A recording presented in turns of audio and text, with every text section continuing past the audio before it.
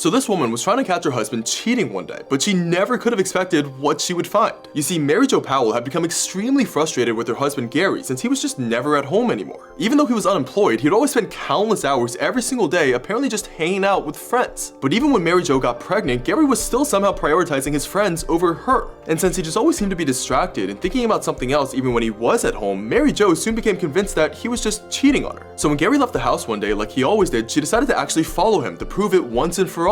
After Mary Jo saw Gary entering the basement of a house she didn't recognize, she snuck in as well. But although she figured that she had caught her husband red-handed, when she burst into the room, she was shocked to find him and his friends all hunched over a bunch of hand-drawn maps. As it turns out, Gary had truly been hanging out with his friends this entire time. You see, they were apparently all huge game nerds and were constantly playing the latest war games. And Gary would later become so inspired by these games that he created Dungeons & Dragons, which is now widely regarded as the single most influential game in modern history.